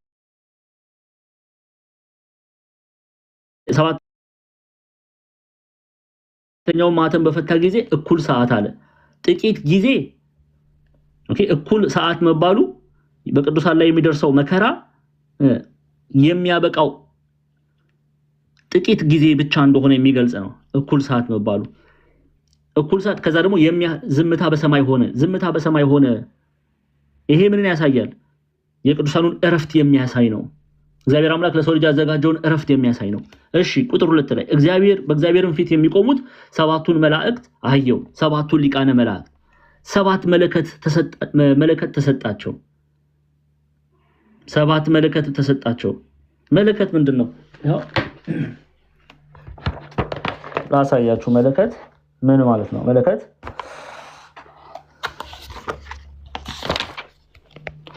ሊነፉ ነው ማለት ነው። መለከት ሊነፉ ነው። ኦኬ። መለከት ሊነፉ ነው። መለከት ምንድነው የሚለውን እናያለን። ይሄው ከከብት ቀንድ ወይም ከብረትና ከብር ከሌላም የሚሰራ ለመጥሪያና ለመዘመሪያ ለአዋጅ መንገሪያም የሚያገለግል ዕቃ ነው። እነዚህ የመጽሐፍ ቅዱስ ክፍሎችን ማየት ይቻላል። ኦኬ።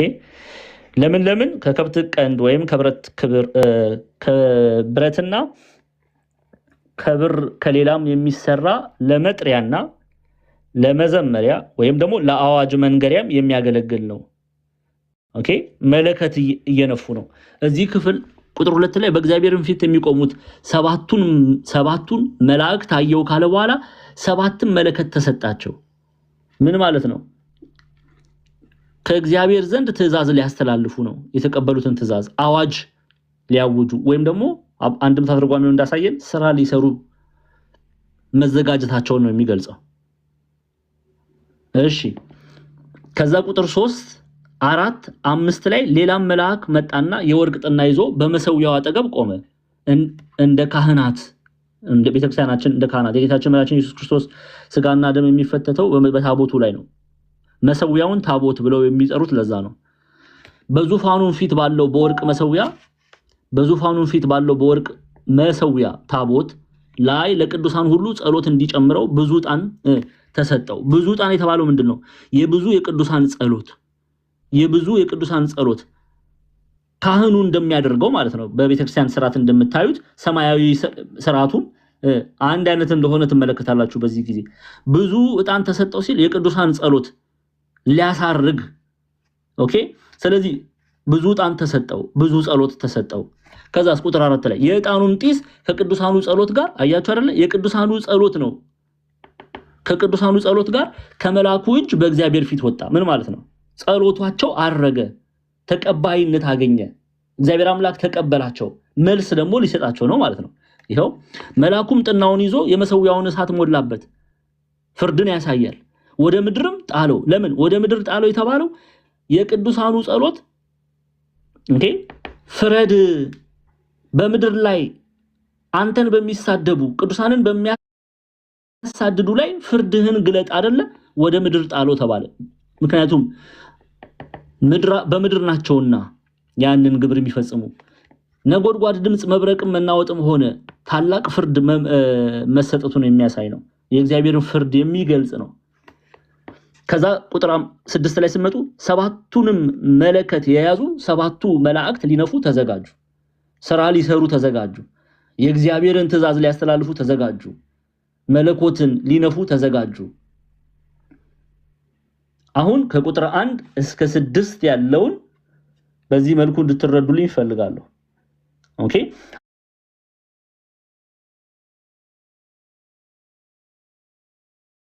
አሁን ከቁጥር 7 እስከ 13 እንቀጥላለን። መጀመሪያ ፊተኛው መልአክ ነፋ። ከዛ ምን አይነት ፍርድ ተላለፈ? ሁለተኛው መልአክ ነፋ፣ ምን አይነት ፍርድ ተላለፈ? ሶስተኛው መልአክ ነፋ፣ ምን አይነት ፍርድ ተላለፈ? አራተኛው መልአክ ነፋ፣ ምን አይነት ፍርድ ተላለፈ? እያልን እንቀጥላለን ማለት ነው። ፍርድን እግዚአብሔር አምላክ ሲያስተላልፍ እናያለን። በሰባቱ ሊቃነ መላእክት ማለት ነው።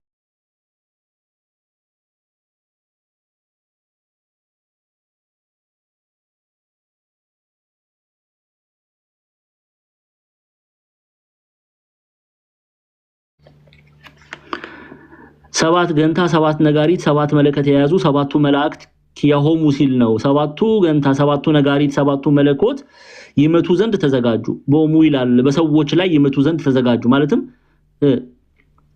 በሰዎች ላይ የእግዚአብሔርን ፍርድ የእግዚአብሔርን ትእዛዝ ለማስተላለፍ ተዘጋጁ። አዎ በኃጥአን ላይ ፍርድን ሊያስተላልፉ ተዘጋጁ። ስልጣን ተቀብለዋልና ከእግዚአብሔር ዘንድ። ኦኬ መቅሰፍተ ኃጥአን ታዘዘ። ይሄው ነጎድጓድ ጸግ መብረቅ ድልቅልቅ ሆነ አለ። መቅሰፍተ ኃጥአን ታዘዘ። በማን ላይ? በምድር ላይ በሚኖሩ ሰዎች። በምድር ላይ በሚኖሩ ሰዎች። ኦኬ ይሄው እሺ እንመለስ።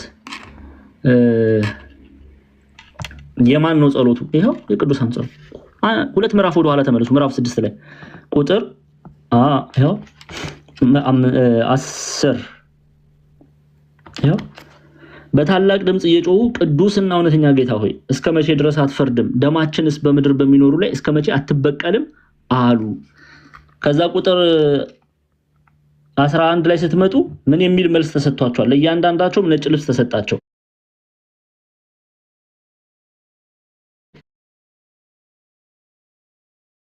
ድረስ ገና ጥቂት ዘመን እንዲያልፉ ተባለላቸው። አሁን የጸሎታቸው ጊዜ መልስ አገኘ ማለት ነው። ስለዚህ በምድር ላይ ባሉ ኃጥአን የእግዚአብሔር መቅሰፍት ወረደ ማለት ነው። ስለዚህ ሰባቱን መለከት ሊነፉ የመጡ ቅዱሳን መላእክት በነፉት ቁጥር በምድር ላይ ያሉ ሰዎች ኃጥአን ፍርድን ይቀበላሉ ማለት ነው። ፍርድን ይቀበላሉ ማለት ነው። አሁንስ ግልጽ ነው? ኦርቶዶክሳውያን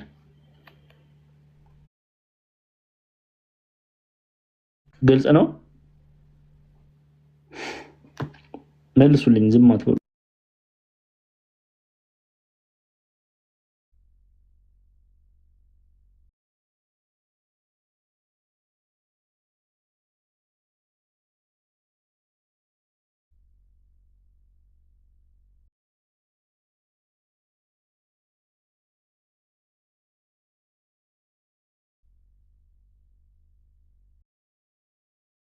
የሚወት ነው መምህር። ኦኬ ይቅርታ። እሺ አይ እሺ ያወራው ነበር ሶሪ ሚዩት መሆኔን አላወኩም። እሺ ግልጽ ነው ክርስቲያኖች። ስለዚህ አሁን ይሄንን መግቢያውን ከምዕራፍ የራዕይ ዮሐንስ ምዕራፍ 8 መግቢያውን በደንብ ከተረዳችሁ ወደ ቀጣዩ መሄድ እንችላለን ማለት ነው።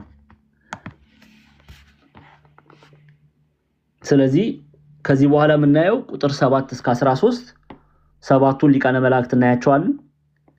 ለማን ናቸው የሚለውን ሐሳብ በእያንዳንዱ መልአክ መለከቱን ሲነፋ ምን መጣ የሚለውን እናያለን። ለምሳሌ ቁጥር 7 ላይ ፊተኛው መልአክ ነፋ፣ ደምም የተቀላቀለበት በረዶና እሳት ሆነ፣ ወደ ምድርም ተጣለ፣ የምድርም ሲሶ ተቃጠለ፣ የዛፎችም ሲሶ ተቃጠለ፣ የለመለመም ሳር ሁሉ ተቃጠለ ይላል።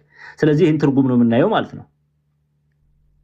አንደኛ መልአክ፣ ሁለተኛ መልአክ፣ ሶስተኛ መልአክ፣ አራተኛ መልአክ እያለን እንቀጥላለን ማለት ነው። ፍርድ ነው ከዚህ በኋላ የምናየው። በሰባተኛው ማህተም ሲፈታ በኃጥአን ላይ የሚደርሰውን ፍርድ ነው የምናየው ማለት ነው። በጣም ጥሩ አይ ቲንክ በደንብ ተረድታችኋል።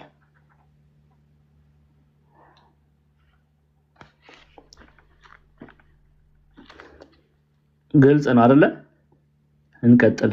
እሺ እንቀጥላለን፣ ችግር የለው። ከቁጥር 1 እስከ 6 ግን ሐሳቡን እንድትረዱልኝ ይፈልጋለሁ። ግልጽ ነው።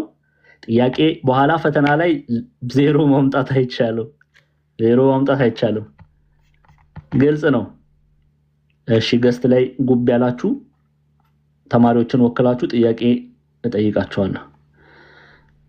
ከዛ ዛሬ ምክንያቱም ከዚህ በኋላ ያሉትን ራዕዮች ነገ ሰኞ ነው የምናያቸው። ምዕራፍ 8 ሰኞ ነው የምንጨርሰው። እያንዳንዱን ራዕይ እየፈታን እናያለን። እያንዳንዱን ግን ግልጽ ነው እያላችሁ ስለሆነ እንዳታጭበረብሩ ገስት ላይ ጉብ ያላችሁ ትጠየቃላችሁ። እሺ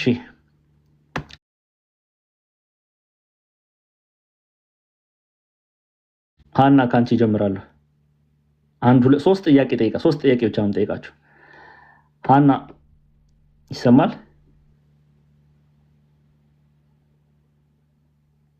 ሃና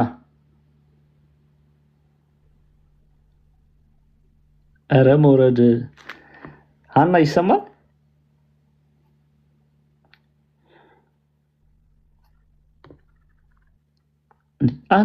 ግልጽ ነው አላላችሁም እንዴ?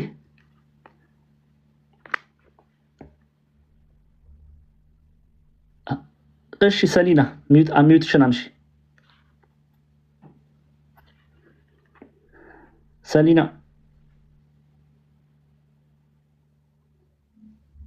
ሰሊና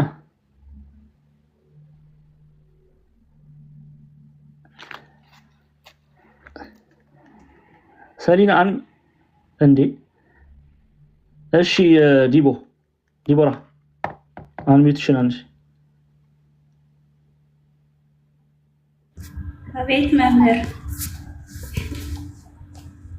እሺ ሰሊና ሃና ተይዛችኋል። እሺ ዲቦራ ግልጽ ነው ተረድተሻል በደንብ? ብዙም አልገባኝም። ወጣ ገባ ስላልኩ ድጋሜ ካልሰማሁት ብዙም አልገባኝ። የት ሄደሽ ነበረ እንዴ? እየተማራችሁ አልነበረም እንዴ? እየሰማሁ ነው፣ ግን ያው ስራ እየሰራው ስለሆነ የምሰማው ብዬ ነው።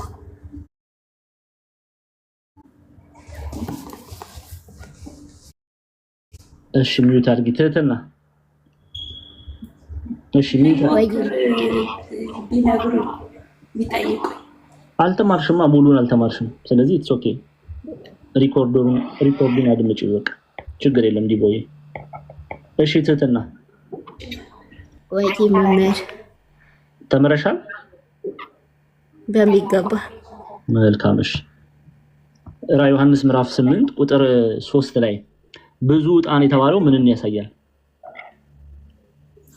የቅዱሳኑን ጸሎት። የቅዱሳን ጸሎት ምን ጸሎታቸው እንደተሰማላቸው አይደለም? የጸሎታቸው ብዛት። አዎ ብዙ ዕጣን መባሉ የቅዱሳኑ የጸሎት ብዛት የአንድ ቅዱስ ጸሎት ብቻ ነው እንደ መልአኩ ያሳረገው አይደለም፣ የብዙ ቅዱሳን አዎ እግዚአብሔር ይባርክሽ። እሺ ትትና እሺ ጃንደረባው ትውልድ የሄኖክ ተማሪ ሄኖክ ኃይሌ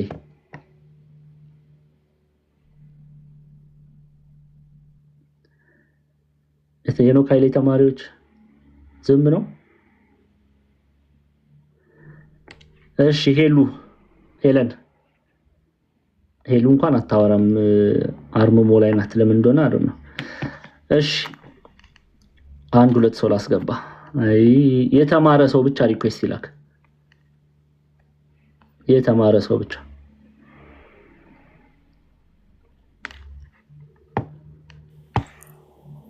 እሺ ዮስቲና ተምረሻል? አቤት። ቆይ ሂሩት አንዴ ሚዩት አድርጊ አንቺ። ዮስቲና ነው የፈለኩ። እመጣለሁ ሂሩት ወደ አንቺ። ዮስቲና እሺ አንቺ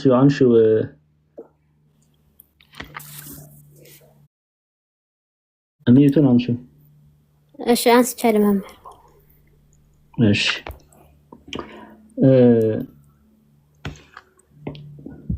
አምስት ላይ ራዕይ 8:5 ላይ ነጎድጓድ በዚህ አውድ መሰረት ነጎድጓድ ድምጽም መብረቅም መናወጥም ሆነ ሲል ምንን ያሳያል? የእግዚአብሔርን ምንን ነው የሚያሳየው? የእግዚአብሔርን ፍርድ የሚያሳይ ነው። በዚህ የእግዚአብሔርን ፍርድ የሚያሳይ ነው። እሺ ሂሩት። ቤት መምህር። እሺ ወደ አንቺ ደግሞ ልምጣ። እሺ ራዕይ ዮሐንስ ምዕራፍ 8 ቁጥር 2 ላይ 7 መለከት ተሰጣቸው ሲል መለከት ምንን ያሳያል? 7 መለከት ተሰጣቸው ሲል ምንን ነው የሚያሳየው? 7 ትእዛዝ የሚገለጥ ትእዛዝ፣ ያልተገለጠ ግን የሚገለጥ። በጣም ጥሩ። ስለዚህ በኃጥአን ላይ የሚወርድ መቅሰፍት አይደለ? በጣም እናንተ ተምራችኋል። እሺ አንድ ሰው ኮሜንት ላይ ምዕራፍ 8 ቁጥር 6ን አብራራልኝ የሚል ጥያቄ ስላለ ደግሜ ላብራራና እንጨርሳለን። እሺ ሰባቱንም መለከት የያዙ 7ቱ መላእክት ሊነፉ ተዘጋጁ። 7ቱንም መለከት የያዙ 7ቱ መላእክት ሊነፉ ተዘጋጁ። መለከት መያዛቸው ከእግዚአብሔር የመጣን ትእዛዝ ሊያስተላልፉ ስራ ሊሰሩ መዘጋጀታቸውን የሚያሳይ ነው። 7ቱንም መለከት የያዙ 7ቱ መላእክት ሊነፉ ተዘጋጁ መባሉ ምንን ነው የሚያሳየው? ይሄው 7 ገንታ ወይም 7 ነጋሪት ወይም 7 መለከት የያዙ 7ቱ መላእክት ኪያሆሙ ሲል ነው። ማለትም 7ቱን ገንታ 7ቱን ነጋሪት ወይም 7ቱን መለከት ወይም 7ቱን ትእዛዝ ከእግዚአብሔር ዘንድ ይዘው የመጡ 7ቱን ትእዛዝ ይመቱ ዘንድ ተዘጋጁ። ምን ማለት ነው? ያስተላልፉ ዘንድ ተዘጋጁ። በማን ላይ? በሰዎች ላይ፣ በኃጥአን ላይ፣ በምድር ላይ ባሉ ሰዎች ላይ። ኦኬ በሰዎች ላይ ይመቱ ዘንድ ተዘጋጁ ወይም ትእዛዙን በሰዎች ላይ ያስተላልፉ ዘንድ ተዘጋጁ። አሁን ትእዛዞቹን ሰኞ የምናየው ይሆናል ማለት ነው። ይሄው ፊተኛው 7ኛ ላይ ፊተኛው መልአክ ማለት ቀዳማዊው መልአክ ደም የተቀላቀለበት በረዶና እሳት ሆነ፣ ወደ ምድርም ተጣለ። የምድርም ሲሶ ተቃጠለ፣ የዛፎችም ሲሶ ተቃጠለ፣ የለመለመም ሳር ሁሉ ተቃጠለ ያለ። ወደ ምድር ተጣለ ሲል ወደ ሰው ዘንድ ተላለፈ። ኦኬ ሁለተኛው መልአክ ነፋ፣ በእሳት የሚቃጠል ታላቅ ተራራን የሚመስል ነገር በባህር ተጣለ፣ የባህርንም ሲሶ ደም ሆነ። ይሄ ትርጉሙን እናያለን። ምን ማለት ነው? እያንዳንዱ ምን ማለት ነው የሚለውን እናያለን። ግን ትእዛዝ ማስተላለፋቸውን ነው የሚያሳየው። ኦኬ ነጎድጓድ ይላል ደግሞ ወደ ምድር ተጣለ ሲል የቅዱሳኑ ጸሎት ደግሞ ምንን ያሳያል? ነጎድጓድ መብረቅ ድልቅልቅ ሆነ አለ፣ መቅሰፍተ ኃጥአን ታዘዘ። አያችሁ፣ መቅሰፍተ ኃጥአን በኃጥአን ላይ መቅሰፍት ወረደ ተብሎ ይተረጎማል። ግልጽ ነው።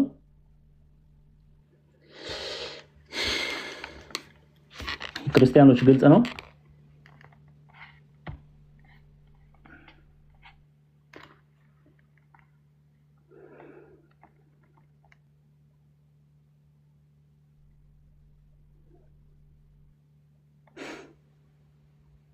ግልጽ ነው አይደለ?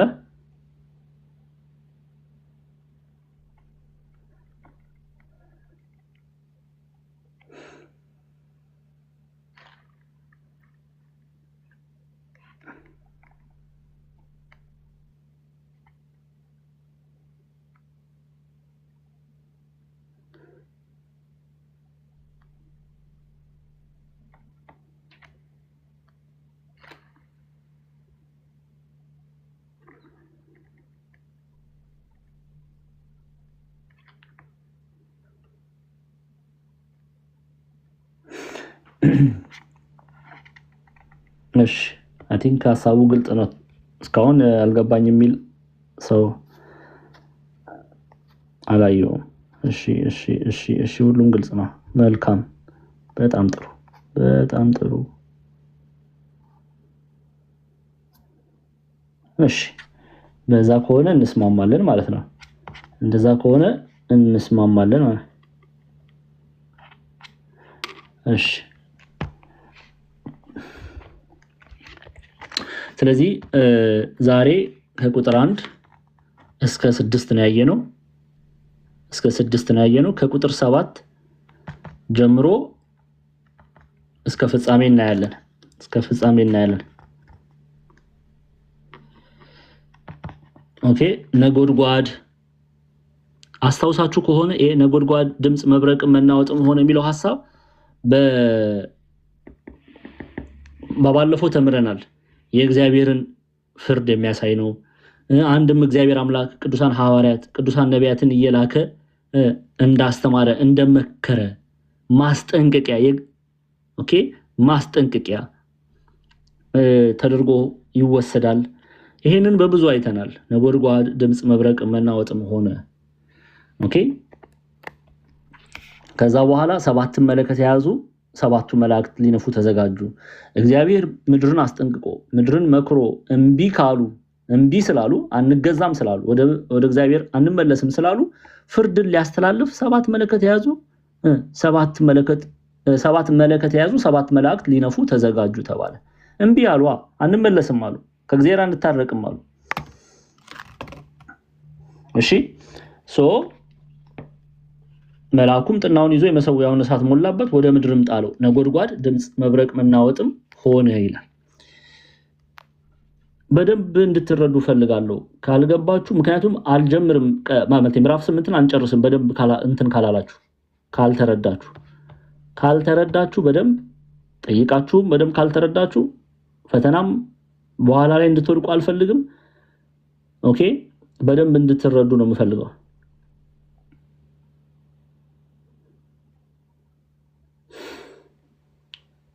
እንዳብራራላችሁ ቁጥር ንገሩኝ። ይሄን ቁጥር አብራራልን በሉ። ላብራራላችሁ የምትፈልጉት ካለ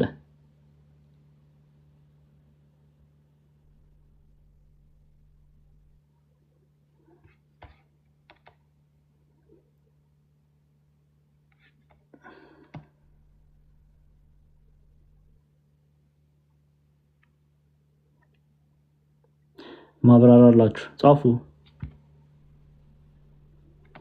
ቆይ አንዴ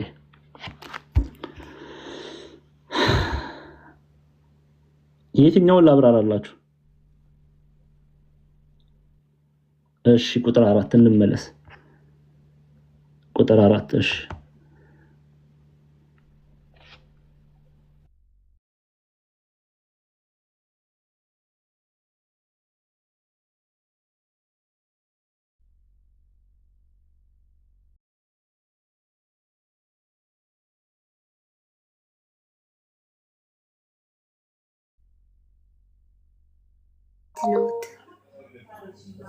እሺ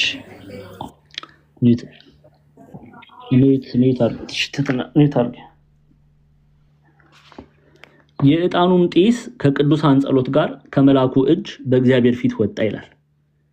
የዕጣኑም ጢስ ከቅዱሳኑ ጸሎት ጋር የቅዱሳኑ ጸሎት የተባለው እሺ በደንብ ስሙ። የቅዱሳኑ ጸሎት በራዕየ ዮሐንስ ምዕራፍ 6 ላይ ጸሎታቸውን እናያለን። ይሄው ራዕየ ዮሐንስ ምዕራፍ 6 እንመለስ። እሺ ራዕየ ዮሐንስ ምዕራፍ 6 ላይ ቁጥር 10 ላይ በታላቅ ድምፅ እየጮሁ ቅዱስና እውነተኛ ጌታ ሆይ እስከ መቼ ድረስ አትፈርድም?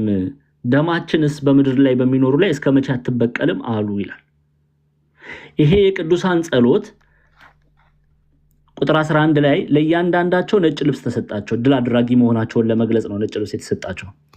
እንደነርሱም ደግሞ ይገደሉ ዘንድ ያላቸው የባሪያዎች ባልንጀራዎቻቸውና የወንድሞቻቸው ቁጥር እስኪፈጸም ድረስ ገና ጥቂት ዘመን እንዲያርፉ ተባለላቸው ይላል። አሁን ቁጥር 8 ምዕራፍ 8 ላይ ስትመጡ ለጠየቃችሁ ጥያቄ ምዕራፍ 8 ላይ ስትመጡ የዕጣኑም ጢስ ከቅዱሳን ጸሎት ጋር ከመላኩ እጅ በእግዚአብሔር ፊት ወጣ ይላል። ኦኬ አስቀድሞ ለዚህ መልአክ ብዙ ዕጣን ተሰጠው ይላል። ብዙ የቅዱሳን ጸሎት ተሰጠው። ከዛስ የዕጣኑ ጢስ ከቅዱሳኑ ጸሎት ጋር ከመላኩ እጅ በእግዚአብሔር ፊት ወጣ ይላል። መላኩ እጅ አሳረገላቸው፣ ጸሎታቸውን ከእግዚአብሔር ፊት ወጣ፣ ከእግዚአብሔር ዘንድ ተቀባይነት አገኘ። አሁን እግዚአብሔር ጸሎታቸውን ሰምቶ ፍርድን ሊያስተላልፍ ነው። አሁን ቁጥር 5 ላይ ስትመጡ መልአኩም ጥናውን ይዞ የመሰዊያውን እሳት ሞላበት፣ ወደ ምድርም ጣለው። ፍርዱ ደግሞ ምንድነው? ምድር ላይ ያሉ ኃጣን መቅሰፍተ ኃጣን ነው። ይሄ በምድር ላይ ባሉ ኃጣን ላይ የእግዚአብሔርን ቃል ባልሰሙት ላይ ፍርድ ተላለፈ። ከዛ ነጎድጓድ ድምፅ መብረቅም መናወጥም ሆነ ይላል። ነጎድጓድ ድምፅ መብረቅም መናወጥም ሆነ። ይሄ ምንን ያሳያል? የእግዚአብሔርን ፍርድ የሚያሳይ ነው። የእግዚአብሔርን ፍርድ የሚያሳይ ነው። ነጎድጓድ ድምፅ መብረቅ መናወጥም ሆነ። በባለፈው ምዕራፍ 4 ላይ አንዴ እንመለስ። ራዕየ ዮሐንስ ምዕራፍ 4 ላይ ይሄው ከዙፋኑም መብረቅና ድምፅ ነጎድጓድ ይወጣል ይላል። ከዙፋኑም መብረቅና ድምፅ ነጎድጓድ ይወጣል። ይሄ ምንን ያሳያል ብለናል? አንድ ጊዜ ፎቶ አይ ቲንክ በድምፅ አሰምቻቸዋለሁ ስላስተማርኩት ነው። አሁን ደግመን ወደ ኋላ ልንመለስ ነው ማለት ነው። ምዕራፍ 4 ላይ እሺ፣ ነጎድጓድ መብረቅ ድምፅ ወይም ብልጭልጭታ ብለን አይተናል። ኦኬ ምንድነው ይሄ የሚያሳይ? ነጎድጓድ መብረቅ ከመውረዱ በፊት ነጎድጓድ ይሰማል። መብረቅ ከመውረዱ በፊት ምንድነው የሚሰማው? ነጎድጓድ አይደለ? እግዚአብሔርም ከመቅጣቱ በፊት የሚገስጽ የሚመክር የሚያስተምር ይልካል ይላሉ አባቶቻችን። ሐዋርያትን እየላከ ነቢያትን እየላከ በምድር በሚኖሩ ሰዎችን ምን ብሏል? መክሯል፣ አስተምሯል፣ ገስጿል። ግን ሰው አልሰማም፣ አልተቀበለም። ከዛ መብረቁ ሊወርድ ሲል ደግሞ በምድር የሚባለው ብልጭታ ነው የሚባለው። ብልጭታ ይወጣል። ይሄ የሚያሳየው የመጨረሻ ማስጠንቀቂያ ፍርድ ሊተላለፍ ነው የሚል የመጨረሻ ማስጠንቀቂያ። ከዛ መጨረሻ ላይ መብረቅ ከነጎድጓድና ከብልጭታ በኋላ መብረቅ ይወርዳል። ትምህርት ተግዛዝ አንቀበልም፣ የእግዚአብሔርን ማስጠንቀቂያ አንቀበልም ያሉ ቁጣ ይወርድባቸዋል። ይሄን አልተማርንም? ተምረናል አይደለ? ምዕራፍ 8 ላይም ስትመጡ ተመሳሳይ ነው። በቃ ምዕራፍ 8 ላይም ይሄው እንመለስ። ነጎድጓድ ድምፅ መብረቅ መናወጥ ሆነ ይላል። እግዚአብሔር ሐዋርያቱን ነቢያቱን ልኮ አስተማረ፣ እምቢ አሉ። እግዚአብሔር የመጨረሻ ማስጠንቀቂያ ሰጠ፣ እምቢ አሉ። መጨረሻ ላይ መብረቅ ሆነ፣ ቅጣት ወረደ። ስለዚህ ነጎድጓድ ድምፅ መብረቅ የተባለው የእግዚአብሔርን ፍርድ የሚያሳይ ነው። ከዛስ በኋላ እምቢ ስላሉ ትእዛዝ ወጣ ማለት ነው። 7ቱን መለከት የያዙ 7 መላእክት ሊነፉ ተዘጋጁ፣ ስራ ሊያስተላልፉ ተዘጋጁ። በማን ላይ? በሰዎች ላይ፣ ምድር ላይ በሚኖሩ ሰዎች ላይ። እሺ አሁንስ ግልጽ አይደለም? ይሄን ትምህርት እኮ ለሁለተኛ ጊዜ የተማርነው ነው። ግልጽ አይደለም ክርስቲያኖች? እሺ አሁንስ ግልጽ ነው? ግልጽ ነው ወይ? ችግር የለም። እኔ እናንተ 100 ከ100 ፈተና አምጡ እንጂ እዚች ቁጭ ብዬ ይነጋታል ዛሬ። ግልጽ ነው? ሎዛ ግልጽ ነው? የክርስቶስ እስረኛ ታው ናርዲ በኋላ ጥያቄ በጠይቅ። እሺ ግልጽ ነው? ያልገባችሁ ክፍል አለ? ምዕራፍ 8 ላይ ያልገባችሁ ክፍል አለ? ወደ መጨረሻው ከመጨረሳችን በፊት ይሄን ምዕራፍ ሰኞ ከመጨረሳችን በፊት ዛሬ መግቢያውን አይተናል። ያልገባችሁ ክፍል አለ? የለም። እሺ፣ ሰማይ ምድር አድምጪ። ሰምታችኋል። የለም ብላችኋል። በደንብ ነው የተማራችሁት።